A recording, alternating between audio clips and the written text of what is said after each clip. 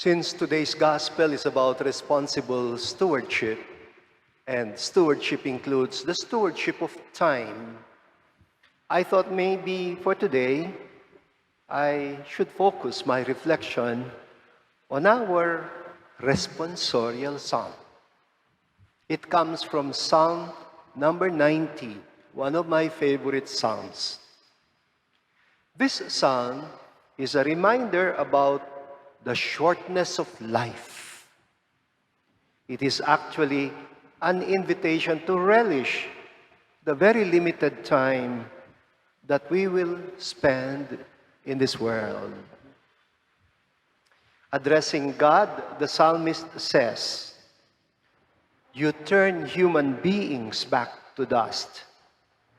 They sleep, and in the morning, they sprout again like wildflowers. In the morning, they bloom, only to pass away.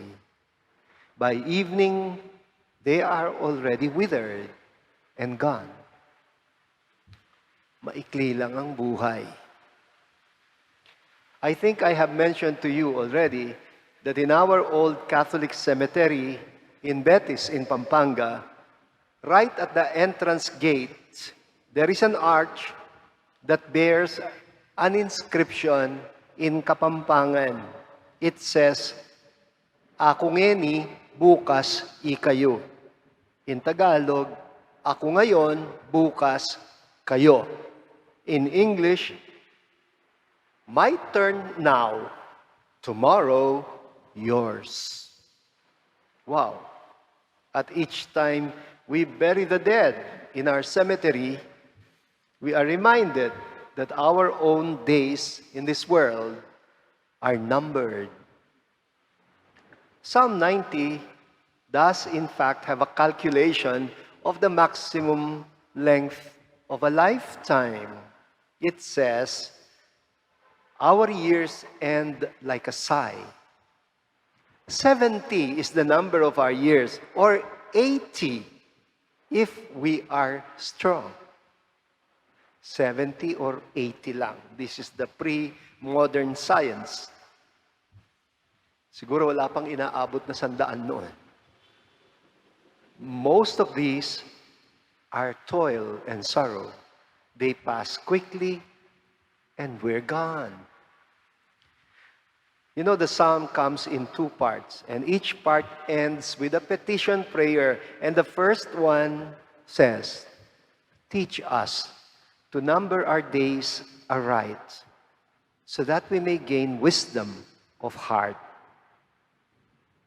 Meaning, in plain language, Lord, please make us conscious of the limit of our time here on earth, so that we may live it meaningfully.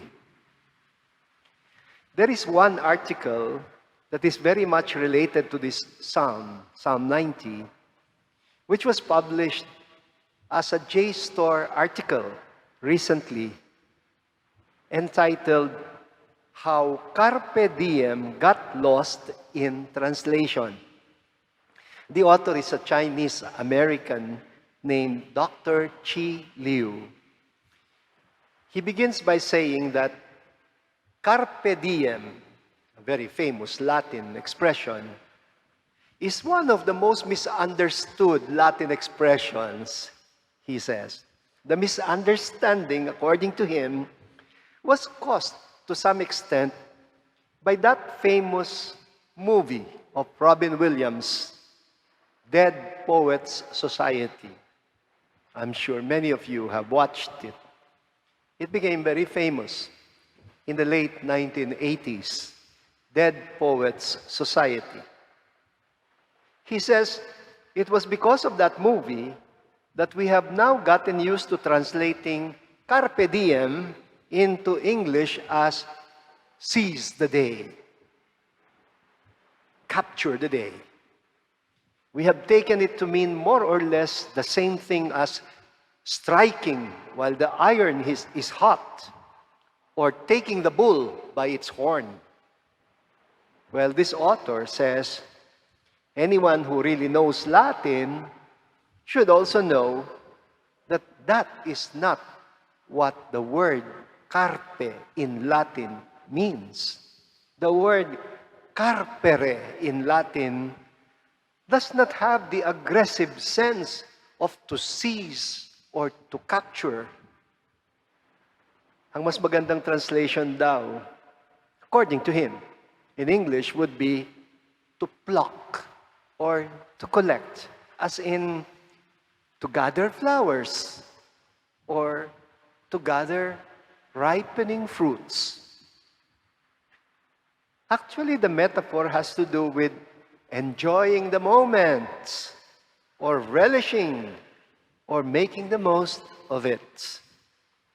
It is a little bit close to the sense of the poem that we all learned in college.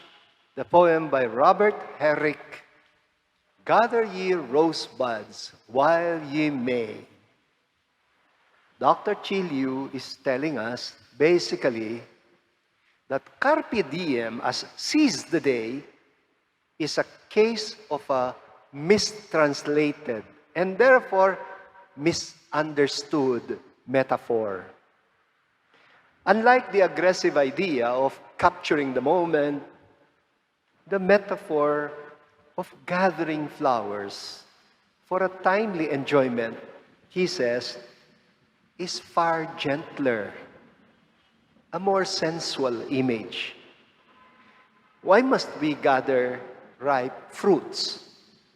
Well, because it is such a pity to just leave them wasted when they can be enjoyed. The Hollywoodish expression, seize the day, might be closer to the Pinoy expression, lundagin mo baby.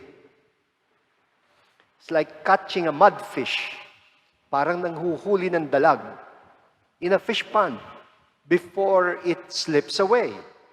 Or like the violent hunting of an animal by shooting it down before it runs away. Well, hindi yun ang carpe diem. Pluck the day is actually a simple reminder not to take the blessings of life for granted.